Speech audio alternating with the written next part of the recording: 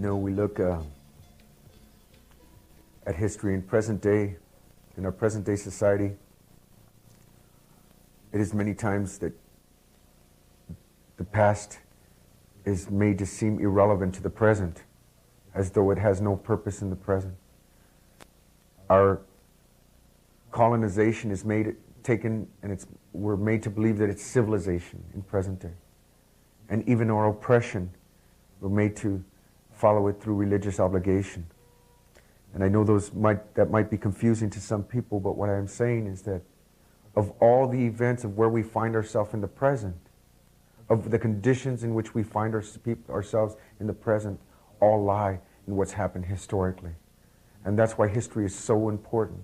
It is so important. If you don't understand history, how can you understand the present?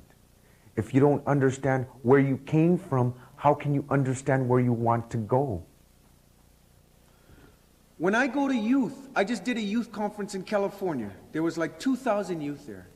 And I put the book up and I asked them, I said, look, if you're going home and you were supposed to be somewhere else and you're coming up with a story that part of it is part of what happened, but part of it is not, I said, what are you telling your parents? Every one of the youth said, we're telling them a lie.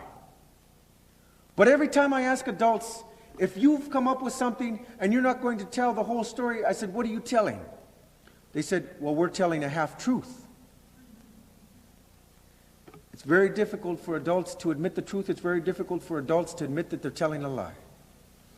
In the cleansing process of trying to change our conditions, we have to contend with the truth, and we have to admit when we've lied about certain things in order to find the premise of point of reference in which we can begin to come to terms with that truth. In a dysfunctional relationship, what always has to come to form at the present before you can begin a recovery? You have to admit that there's a problem. And so we are calling for all of us to look at the reality of the situation on this 500th anniversary and recognize that there's a problem that we have to contend with. We have a dysfunctional relationship. Yes, we have a relationship between people that we have never seen in the history. Never. We have a society where Africans are living with Chicanos, where Indians are living with white people, where white people are living with Asians. But it is in a dysfunctional relationship. In order so we do not perpetuate that division, we must come to terms with that truth. This is Seville. Seville is considered a feat of architectural design. This is one of the major ports. The treasures of the Inca and the Aztec empires would be delivered to this port. What's happening in Seville, in Spain, and Europe at this time? Eastern Orthodox Christendom is coming together with the West. The Vatican is solidifying its power. It's calling for the conversion of Jews and Moors to convert to Christianity or they'll be expelled. The Jews practicing Judaism, the Moors practicing the Islamic religion. Many of the Moors are African. They are black. That is going to come up later on in the presentation. Please make note of that. This is the city of Palos in the Gulf of Cadiz. This is one of the major ports where all the activity is going to take, almost all the activity is going to take place from. This is a typical scene of the priest blessing the voyagers before they go on voyage. Two things, very important. I am going to make numerous references to Catholicism, the Christianity, and the Vatican. My intent is not to bash Christianity or any one of them, but the intent of ourselves and our organization is to show how in the name of religion, human beings carry out the atrocities against other human beings, utilizing that religion in the forefront to justify their acts. And two, when Christians first landed in the New World, they separated themselves from the indigenous population by calling themselves Christians to Indians. As they began Christianizing most of the Indians due to the missions across the Western Hemisphere, they would separate themselves again from the indigenous population by calling themselves Dutch to Indians, French to Indians, English to Indians, British to Indians, Spanish to Indians, so on and so forth. As the Northern Territories would usurp power, even those that were labeled the first Americans in Central and South America would lose their right to call themselves American, and only those in the northern territories would have the right to call themselves American. Even those of us who were here prior to their coming, prior to their arrival, would have to preface our name in North America by calling ourselves Native American or Mexican American. If it was par for the course, why were they not calling themselves European American?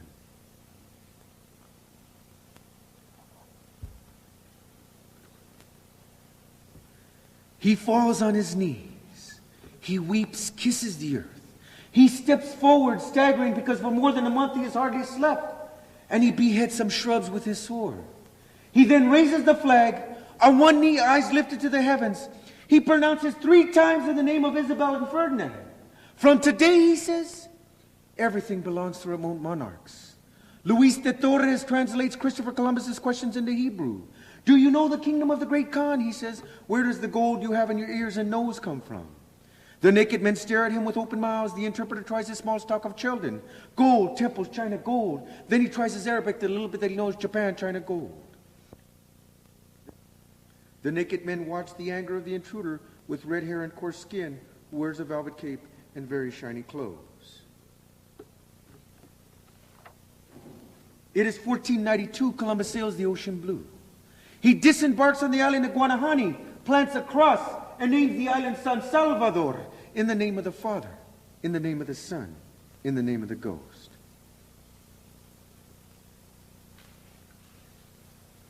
It is 1492. Columbus says, they brought us parrots and balls of cotton, and spears and many other things, which they exchanged for glass beads and hawk bells.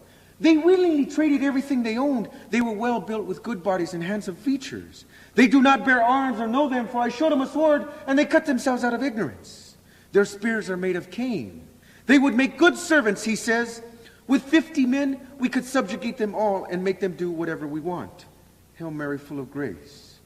Holy Mary, Mother of God. It is 1493. Columbus is unable to find the quantities of gold he needs to take back to the crown. He says, there is only one solution. It goes against everything I've ever believed in. We must make immediate arrangements for the transportation of the captives to the slave markets of Seville. At least there they'll have the opportunity for a decent life and the chance to become Christians. Besides, they will bring gold to those who demand it. It is January 1493. 2 ships return to the old world. The third one, the Santa Maria, is shipwrecked. They build a fort out of the spare wood. It's called Fort La Navidad. This is the first military fort in the New World. 39 men must stay behind to guard the fort. They begin taking liberties of their hospitality by raping the native women. The natives retaliate and kill all 39 men.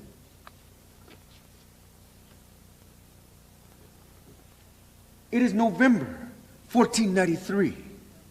Columbus returns to the New World, this time with 17 ships, 1,500 men, horses, dogs, armor, and cannons. He lures some of the natives on board ship in sign of friendship, and then begins lynching them and hanging them to be a lesson to the rest of the natives. Our Father, who art in heaven, hallowed be thy name. We are coming to the close of the honeymoon period. It is 1494. Columbus, he discovers the island of Jamaica. The natives, they don't speak English. They don't speak Spanish, French, or Dutch. But where is the gold? The natives are pagans, barbarians, heathens. At first we want to convert them. Later we don't. We begin exterminating them. Holy Mary, Mother of God, pray for our sinners now at the hour of their death. Pope Alexander VI gives Spanish monarchs titles to most of the new lands, and with it the duty to convert the pagans to Christians.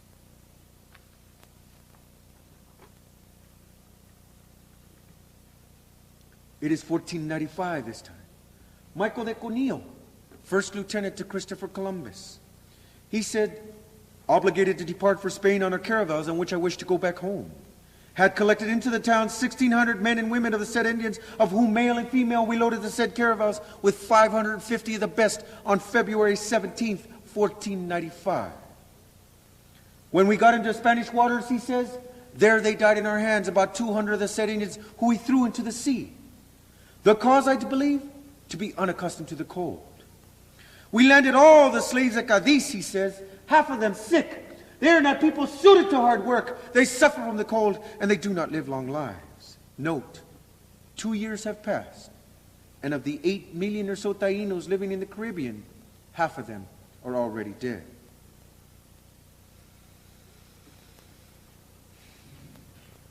It is 1495. Tómalos, Sikkim.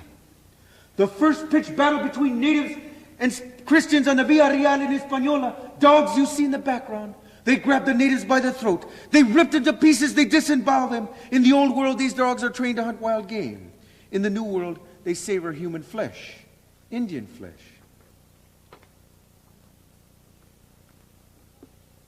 It is 1496. Chief Coenabo, meaning golden house. Husband to Queen Anacaona, meaning golden flower.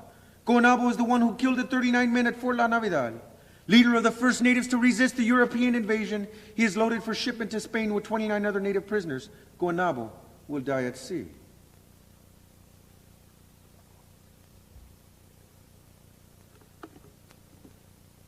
It is 1498. Columbus is still unable to find the quantities of gold he needs to take back to the crown. He says, from here, one might send in the name of the Holy Trinity as many slaves as could be sold. If the information I have is correct, it appears we could sell 4,000 slaves who might be worth 20 million or more. And of the slaves, there will be men, women, and children.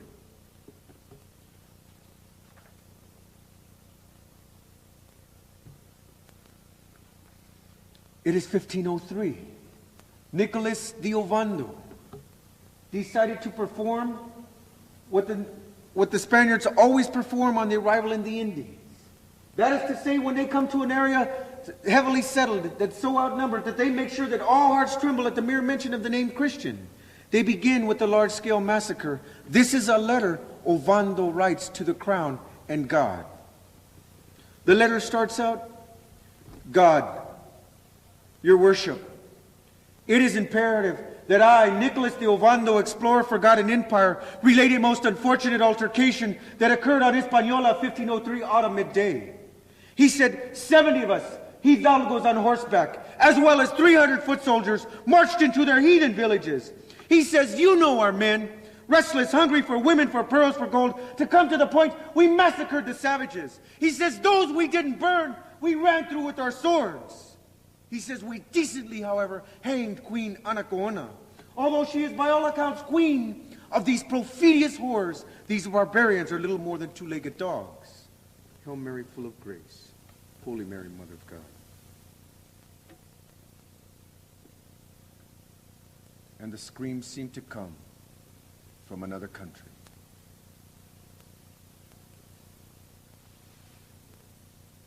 It is 1503, straight out of the crown, Queen Isabella this time.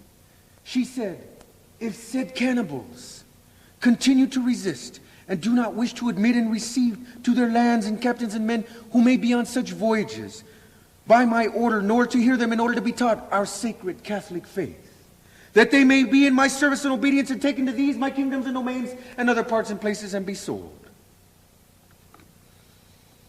Columbus gives the order to begin capturing all the young men from the ages 14 on up. That means every single one of you in this room would be required to work in the mines. Those that refuse to work in the mines to look for gold and silver would be burnt at the stake to be a lesson to the rest of the natives. It is 1505. Bartolomé de las Casas, a young priest who in 1502 wrote that the natives were savages, he begins to open his eyes. He says, there were better than 8 million people living in these islands, including the natives. Over 3 million people had perished from war, slavery, and the mines. Who in future generations will believe this? I myself, writing it as a knowledgeable eyewitness, can hardly believe it. All the young men are given a hawk bell.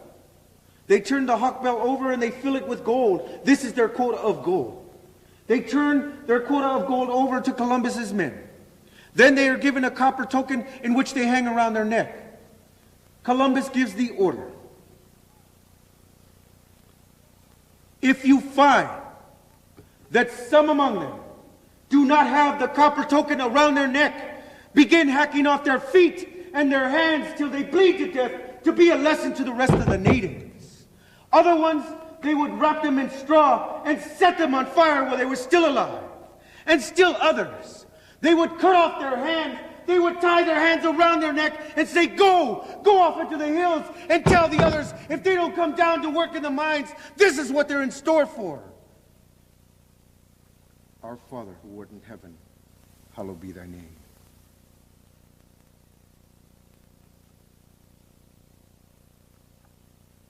On occasion, the natives would capture a Christian, and they'd say, if this is the God that you want, if this is the God that you believe in, then this is the God that you'll have. And they would pour the molten gold down their throats. Once again, Columbus gives the order. If you discover that some among them steal or try to run away, cut off their nose or their ears, for these are parts of the body which cannot be concealed.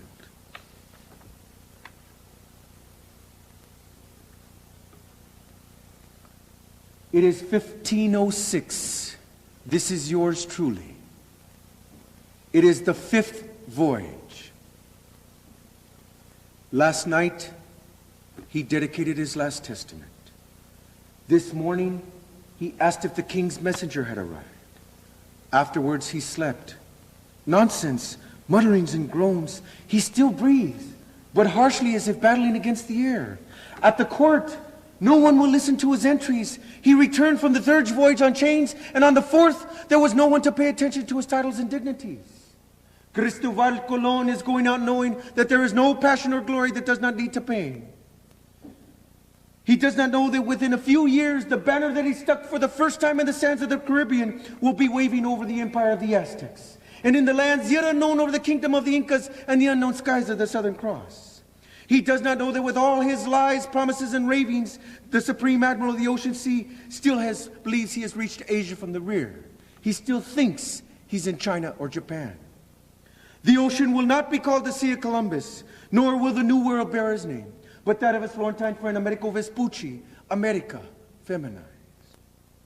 But it was Columbus who found dazzling color that didn't exist in the European rainbow. Blind, he dies without ever seeing it. Columbus sailed the ocean blue in 1492.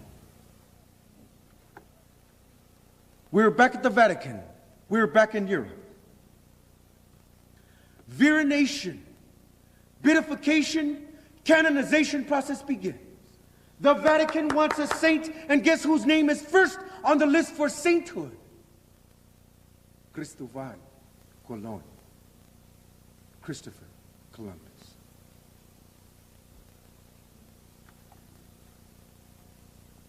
This is my favorite portrait, not because of the atrocities that it shows, but because there is so much history in this one picture. I'd like you to count the number of people you see hanging from these low gallows.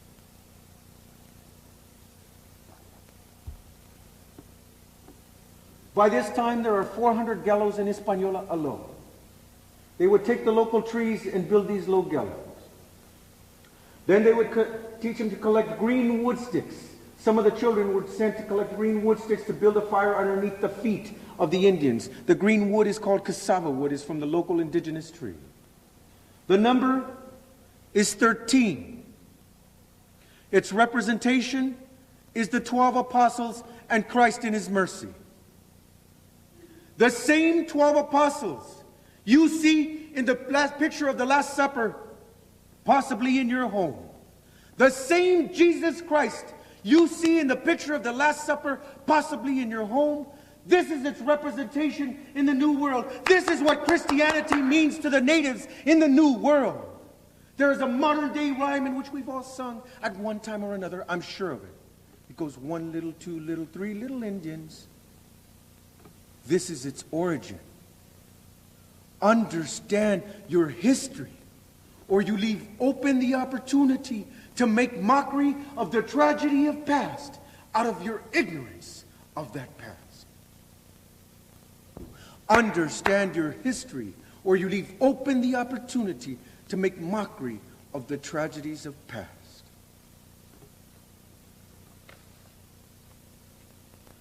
It is 1509.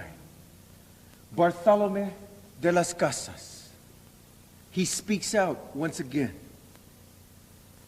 He said, well, I was in Cuba. 7,000 children died in 3 months.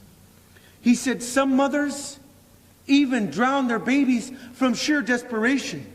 He said the Spaniards would make bets as to who could slit a man in two or cut off his head at one blow. They would tear the babies from the mother's breast, and then they would dash their heads against the rocks. He says, my eyes have seen acts so foreign to human nature that I now tremble as I write.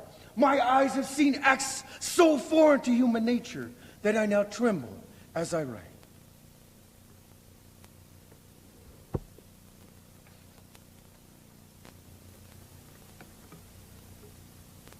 It is 1511. Gonzalo Fernandez de Ovidio, official chronicler, the one who was selected to write down the history of the West Indies. He said, in these islands, those that choose death by hanging themselves or drinking poison along with their children are many. He says, but we do not know how to explain it. He says, are the native Indians so savage that they think everything is common? Are people by nature idle and vicious, doing little work, that for a pastime many kill themselves with venom so as not to work, and others hang themselves with their own hands? What Ovidio cannot even fathom, what the Spaniards do not even understand, is that the natives do not take their life out of the fact that they're lazy. They do not take their lives and commit suicide out of the fact that they do not want to work. They take their lives out of the fact that it's the only way left to die with any dignity. Understand what I'm saying? It is the only way left to die with any dignity. If you were to come to me, and I knew that you were going to massacre my family, and I had no way to defend them, I would make sure that I took their lives first before I gave you the opportunity to take their lives. As you see the child on her mother's lap, whose mother has taken her life before she has taken her own.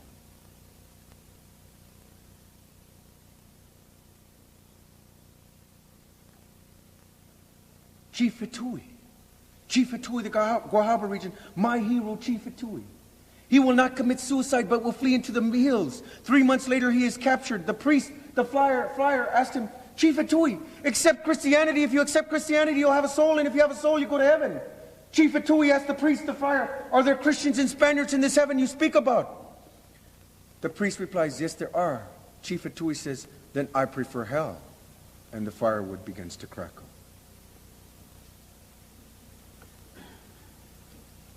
It is 1512.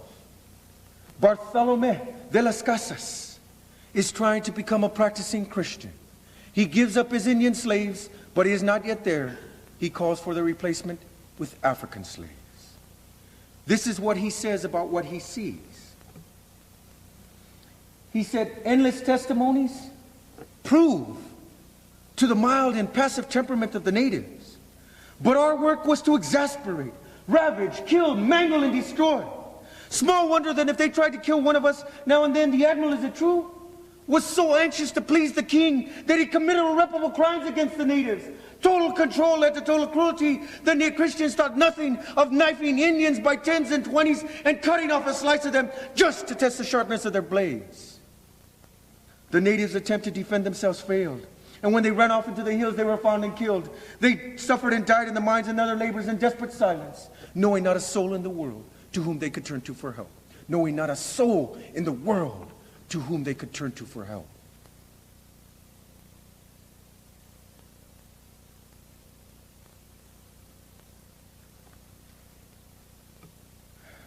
As history tells us, tens of thousands of natives died from disease. Smallpox, measles, cholera, tuberculosis, too many, too numerous to mention, those that come from the old world to the new. Unable to contend with the tens of thousands of deaths, all they could do is begin to bury their dead. Time is marching on, and it will not stop. It is 1513. Vasquez Núñez del Balboa, first to cross the Panamanian Isthmus into what we now know as Central America. He uses dogs for his slaughter. 6 years later, he is beheaded by his own men in Pedro Arias y Avila takes his place. They call him the Butcher. Both Balboa and Avila set up death squads, destroying more than 400 villages and killing most of the people. 80% killed in Guatemala, 93% killed in Panama, 95% killed in Nicaragua, and 98% killed in Costa Rica. It is said that one day a Christian was hunting deer and rabbit and where at least his dogs should eat. Took a child from its mother, commenced to cut the baby into pieces to feed to his dogs. To feed to his dogs so that they could have something to eat. Today, in San Diego, California, a 33-foot bronze statue is being erected in the name of Vasquez Núñez del Balboa as one of the great discoverers of America. The Norths who donated the statue say, we want everyone in San Diego to enjoy it. Councilwoman Abby Wolfsheimer said, the Norths set a fine example for the city. We have to admire the pioneering spirit that goes into this gift.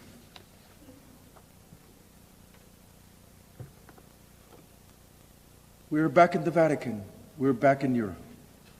It is 1514.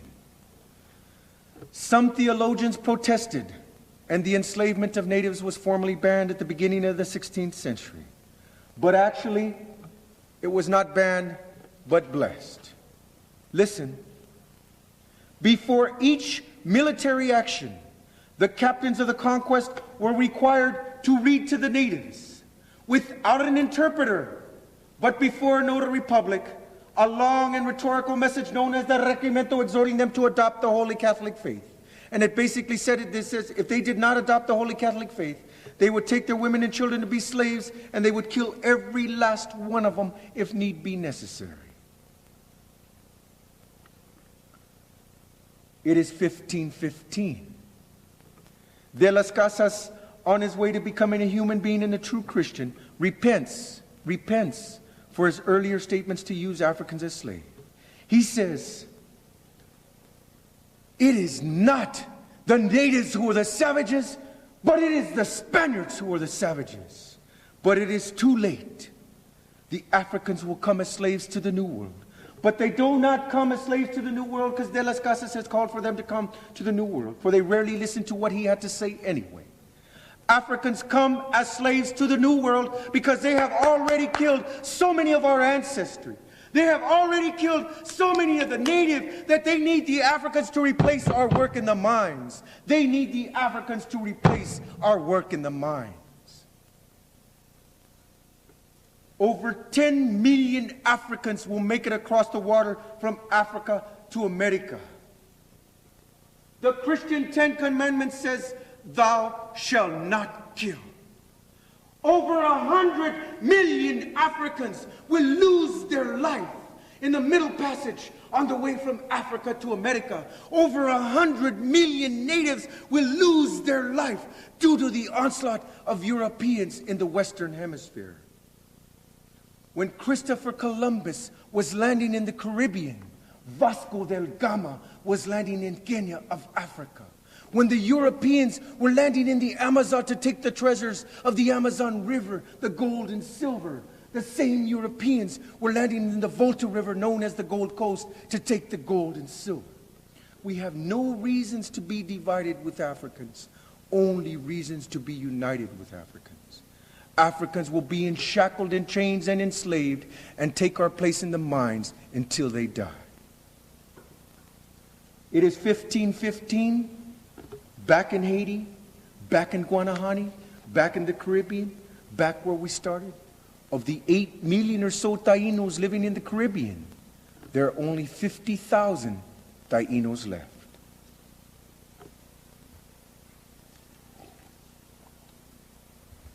Bishop Zumarraga, Zummarraga, Arraga with the accent on the U. Bishop Zumaraga is appointed the official protector of the natives. He is the one who burns the books of the Aztec Empire.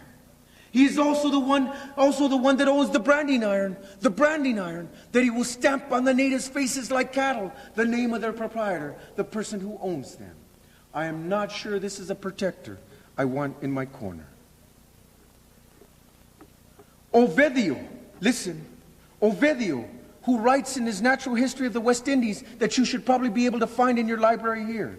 He said, Satan has now been expelled. Now that his influence has disappeared, now that most of the natives are dead. He says, who can deny that the use of gunpowder against pagans is the burning of incense to our Lord?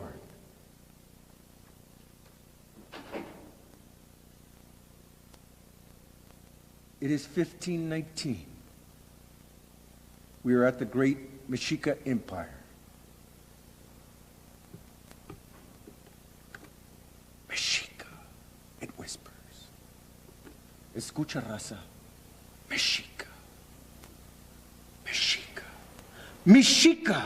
Mexical, meaning the whole of the people. Mexica is spelled M-E-X-I-C-A. You know them as the Aztecs. The Mexica came to refer to themselves, listen, as Mexicano. M-E-X-I-C-A-N-O. In Spanish, it's Mexicano. In English, it's Mexican. They also referred to themselves as Chicano. X-I-C-A-N-O, meaning children of the earth. In Spanish, it's Chicano. Mexicano, Chicano came before all the other labels. It came before Hispanic. It came before Mexican American. It came before Spanish surname. It came before Latino. It came before Ladino. It came before green beaner. It came before wetback. It came before illegal alien. It came before all the other labels our colonizer has tried to impose on us as though they owned us, to tell us who we are. My gratitude, respect, and thanks goes out to each and every one of you in this room that still refers to yourself as Chicano Mexicano, for you are showing respect of the ancestry of your origin. Thank you very much, raza. Thank you very much for carrying on the dignity of your people. Moctezuma hears of the coming of Cortez and will tremble in his seat, believing it is the god Quetzalcoatl. He sends troops to greet with Cortez and offers him gifts, asking him to go no further. Cortez has already learned, however, from the journals of Columbus, that what he must do is instill fear in the natives. Instill fear in the natives. So he begins with large-scale massacres at some of the first villages he will come to.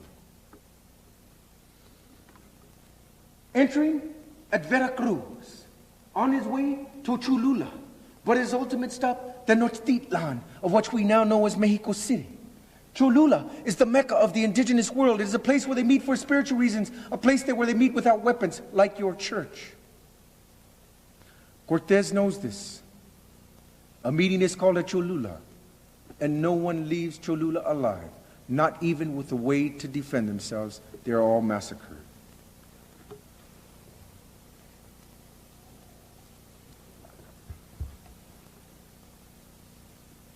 It is still 1519. Cortez has reached Tenochtitlan. Dumbfounded by the beauty of it, the conquistadors ride down the causeway. Tenochtitlan. It seems to have been torn from the pages of a book. Things never seen, never ever heard of, never ever dreamed of. The sun, it rises from behind the volcanoes. It enters the lakes and it breaks the floating mist into shreds. The city streets, the high tower temples, they all glitter before them. A multitude come out to greet the invaders, silenced and unhurried, while innumerable canoes open the furrows of the cold waters. Tenochtitlan is greater than all of Seville. It is greater than all of Madrid. It is greater than all of anything they have ever seen in Europe. Moctezuma agrees to a meeting with Cortez. Cortez is given diplomatic immunity and is offered gifts. Cortez wants it all. He violates his diplomatic immunity. He will take Moctezuma captive, ask for a ransom. The ransom is met. He still kills Moctezuma. And in the takeover, a young man by the age of 17, and the name of Cuauhtemoc will stand up, and he will fight fiercely for his people. Hundreds of Cortez's men will die. Cortez will almost nearly be caught in the first battles in Tenochtitlan. He will have to retreat to safety. Retreat to safety. And this next part becomes so important to understand. Safety in which he finds among those natives he is able to divide and conquer. Those natives he is able to divide and conquer. Those that side with Cortez out of the fear for their own lives. And those that side with Cortez out of the dissatisfaction of their existing government. Be clear on that point. Be clear on that point. Divide and conquer, which affects each and every one of us in this room today. Look at us. Divided over the colors of our skin. Hating each other because we have a different color skin. Divided over the languages that we speak. Sometimes we even ridiculously divided over the clothes that we wear. All of us in this room and in this society, we condemn gangs and gang violence. And we condemn the division of gangs that are divided over colors. But I don't entirely blame youth. I don't entirely blame youth. For youth learn by example. And what example have we taught them except violence and division? Except violence and division. Everywhere in a society you turn, there is violence and division. And how do you want them to learn anything different? My challenge to all of us in this room is how can we learn to come together to set an example for the upcoming generations? They're looking for a way out. Are you going to give it to them, or are you going to go along with the division that perpetuates the decline of not only our own people, but of humanity? 2 years have passed. Cortez is ready. He has received fresh new troops, new supplies. He burns the ships, leaving his men no way out. They cannot return. They must go forward. The Mexica are in celebration and do not expect an attack. What I'll read to you comes out of the codices called the Chronicles of the Mexica themselves. They ran among the dancers, they said, forcing their way to the place where the drum was played. They attacked the man who was drumming, and they cut off his arm. They cut off his head, and it rolled across the floor. They began attacking all the celebrants, stabbing them, spearing them, striking them with their swords. They attacked some from behind, and they fell to the ground instantly. Others they stuck in the shoulders, in the arms, and the calves. Still some others, they would slice them in the abdomens with their swords, and as they tried to run away, they would trip over their own intestines trying to get away. They would trip over their own intestines trying to get away. It is August 13th, 1521. At the fall of the Mexica Empire, when the conquerors become the conquered. This is a message delivered by Cuauhtemoc that has been passed down through 17 generations of the oral tradition of our people. Listen to what he says. He says, "For the guardian of all time, for the man of the future, our sun has gone and left us in darkness. We must shield and hide away all those things in our hearts that we know are our treasures. They will destroy our temples, our places of mediation, our houses of song and dance, our ball courts, schools, and universities."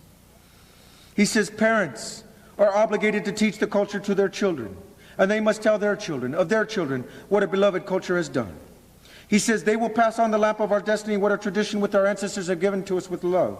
He says, do not forget, and I am telling you, do not forget to tell your children that they may tell their children. Tell them how it was. Tell them how it will be. Tell them how to gain strength. Tell them how our beloved culture will fulfill its great destiny on our beloved Mother Earth. Of the approximately 25 million or so Mexica living within the Mexica Empire, within one generation, there will be less than 1 million. There will be less than 1 million. Up into the late 1950s, in California, Arizona, Nuevo Mexico, Colorado, Texas, Utah, Nevada. They would continue to lynch our people, Chicano Mexicanos, up into the late 1950s for their continued resistance of domination and colonization. I was already born at that time.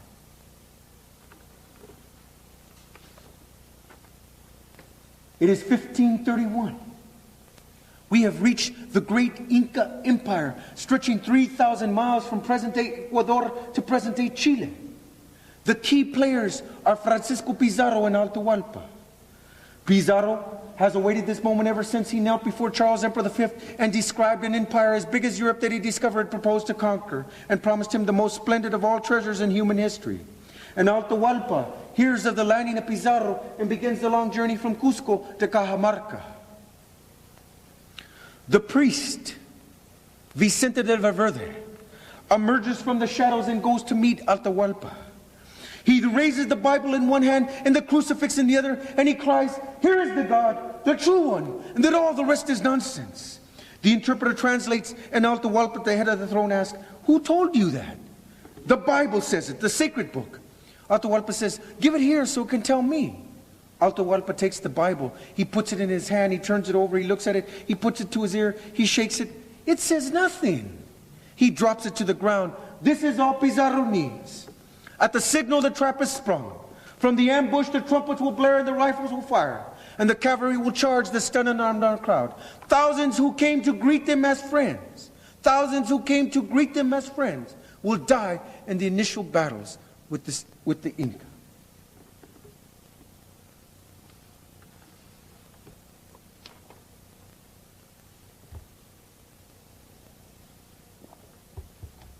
The Inca Empire will fall.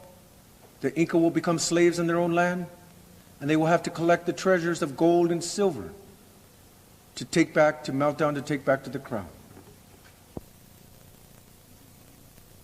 For 24 hours a day, the fires are going to burn that are going to melt the treasures that they are going to take back to the crown.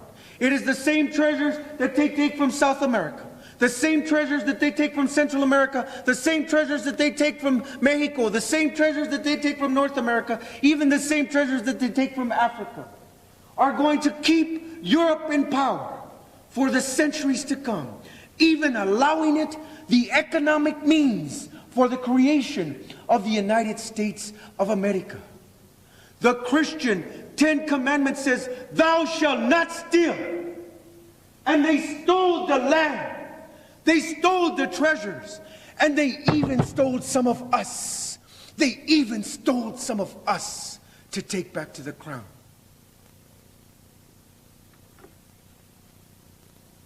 Christianity, the new and correct religion. The natives can no longer practice their indigenous beliefs. Confession will be the order of the day. But the penance will not be an Our Father or Hail Mary. The penance will be a beating of men, women, and children, and many times to the death.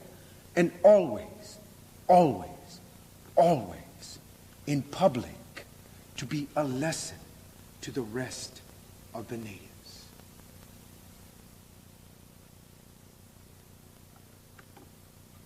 Tupac Amaru, my hero Tupac Amaru, will fight fiercely to regain Cusco. He will try to recapture what is theirs, but the end result will be disastrous. And of the 18 million or so Inca living within the Inca Empire, within 70 years, there will be less than 1 million. This is an actual burial site just outside of Cusco. They say the reason skeletons are above ground is due to poaching. We know that is not to, tarnish or taint the name of archaeology and anthropology. We are clear on who are robbing the graves of our ancestry. This next piece took much deliberation, as we did not want to enter the whole question of the deplorable attitude and disrespect among not only our people but among our society toward women.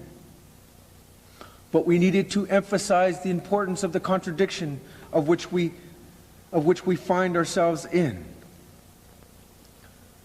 we understand clearly that the struggle among women is the struggle among a people of themselves as a whole. It is not a separate issue, but is an issue in which we must struggle amongst ourselves, and in order to find our liberation, we must move wholly as a people and as a family and as men and women together. Some of the pictures that you'll see are out of a Playboy movie called The Cannibal Women in the Avocado Jungles of Death, implying that all indigenous women are whores.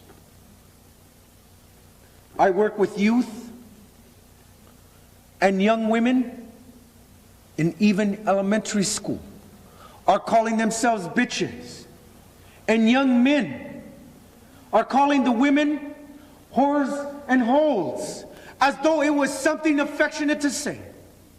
But again, I don't blame youth. I don't blame youth, for they learn by example. And what example are we teaching them when every billboard in this country shows women as though they were some type of sex object less than human beings?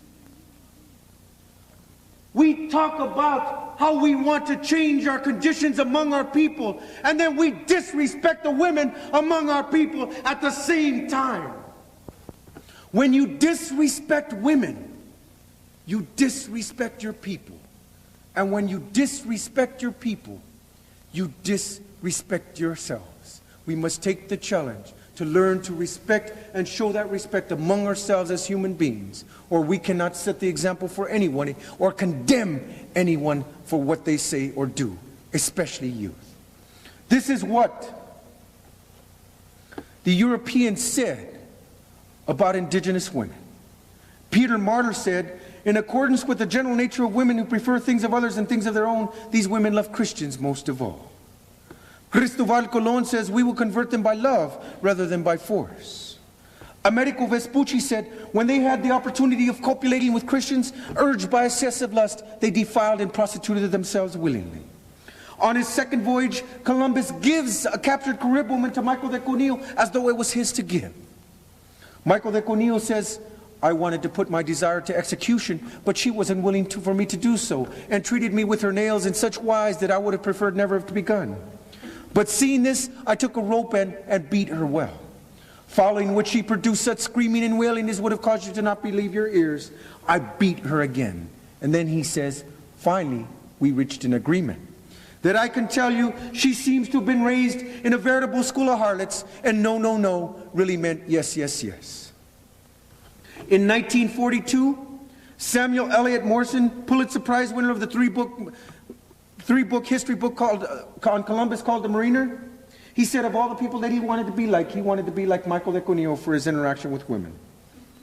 It was 1982, 498 years later, the first European literary critic, Vincent van der Dove, stood up and said it's not the fact that indigenous women were whores, but it is the fact that they were raped. And it was a double rape, a rape of the fact of them being women, and a rape of the fact of them being Indian. In 1589, America was formally named after Americo Vespucci. And I have one last statement to make. When I started on these tours, most of the people that have been in leadership positions that I have contacted, of whether it was a student organization, whether it was a community organization, or even a youth organization, have been women. 95% of them have been women. 98% of the women were highly organized. Last week when I was in LA, a woman called me that evening, said, "Do you have a chance to come here tomorrow? I'll make sure I have everything." In 6 hours we set it up. I was there, and we had standing room only. We had standing room only. Of the 5% that I have dealt with, that have been men, 98% of those men have been highly disorganized. I have seen more division on behalf of our people by the ego and arrogance of what comes out of a man's mouth than what he is able to show in practice. I have seen more advances on behalf of what women have done and not what they said. They are willing to walk the walk and not talk the talk. If you are not willing to learn from your own contradictions and you are not willing to walk the walk, then shut up and get out of the way and let those who have shown us the way come and take us into the future. Women are setting an example. They have been since I was a young organizer. We must learn from the examples that are being set. Prophecy has said it, and it is showing its way to the forefront. Women are in the forefront of moving what's happening, and they will take us into the 21st century for what our next generation will learn. We must learn. We must learn through our contradictions. We must learn. Oh, I lost my thing. I've always searched as I wondered what brings me joy, what keeps me going, what keeps me moving on.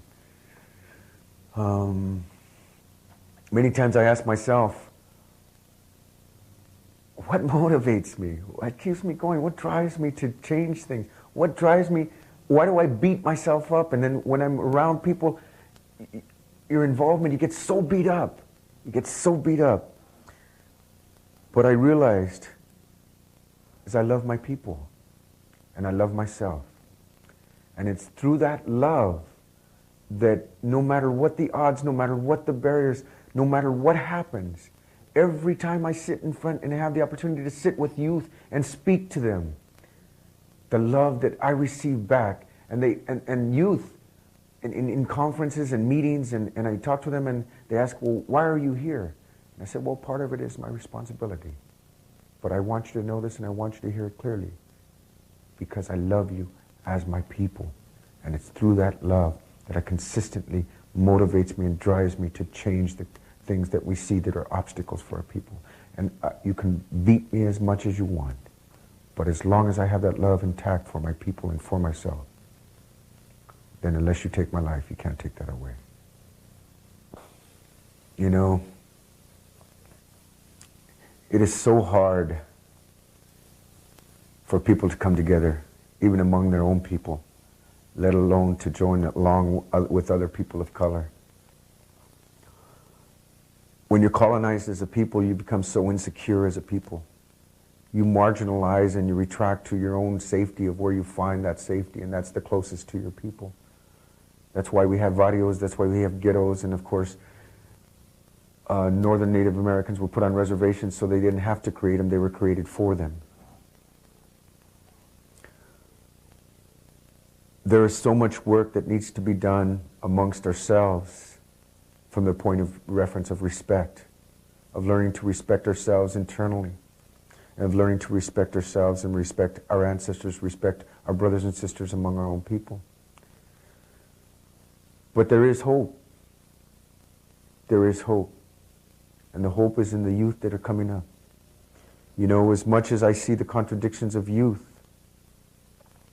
I see the presence of youth who can see through the contradictions. As many of those that are getting involved in gangs now, there are many who are not getting involved in gangs.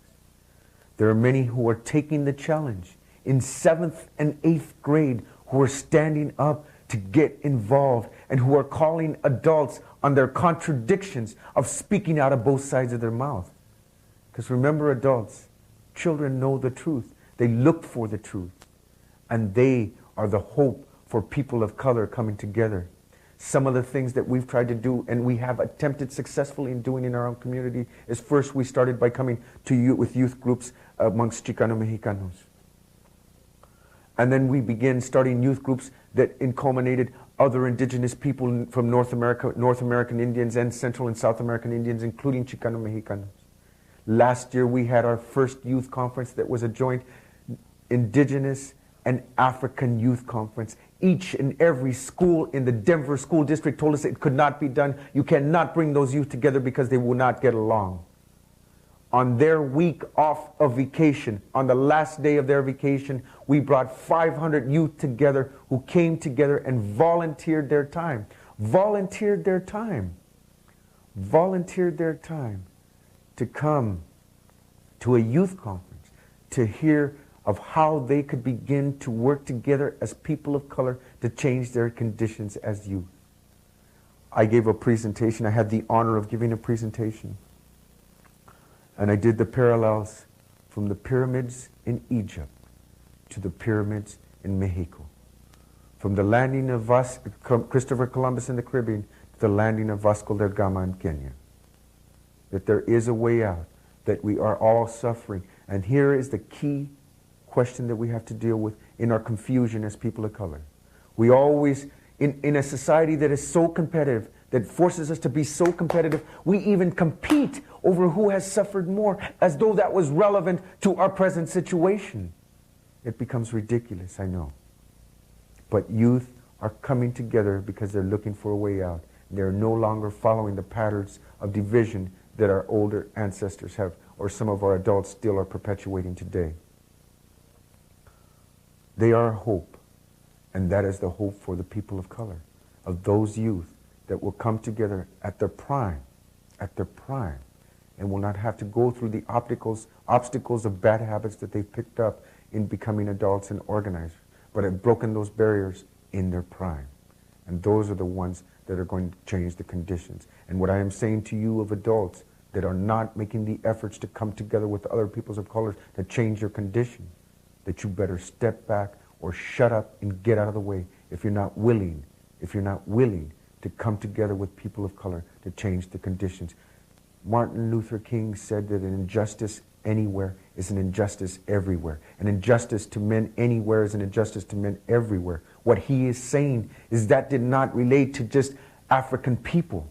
Injustice does not just affect African people or just Native people or just Asian people. It affects us all, and it affects Western European cultures as well. But when we cross those cultural lines to come together as human beings, that is the significant essence of change for humanity. And that's what we must look at and focus on for the future. You know, in the 500th anniversary, everybody says, I remember someone saying, who cares about what happened 500 years ago? How is that relevant to today? Why are you still mad about what happened 500 years ago? And I know in my responses, I looked at him and I smiled and I said, I'm not upset about what happened 500 years ago. I'm upset of the injustice that still prevails today, that is a direct link to that landing of Columbus, that is a direct link from Columbus to Bush. There's a direct link from Cortez to Ronald Reagan. There's a direct line from that inhumanity to the inhumanity that still exists today. And that must be clear. That must be clear. That there is a direct line of the colonizers and the people in power of that point that still continues today. The inhumanity of onslaughts, attacks against indigenous people, whether in South America, Central America, Mexico, or in North America. We have approximately 297 Indian reservations in North America alone, and almost every single one of them is under attack by the U.S. government and for its natural resources in one way, shape, form, or another. There must be understood that the things have not changed. We can no longer mistake advancements in technology for advancements in humanity. We have gone backwards, not forward. And we need to look at where we're at as human beings and move forward from there.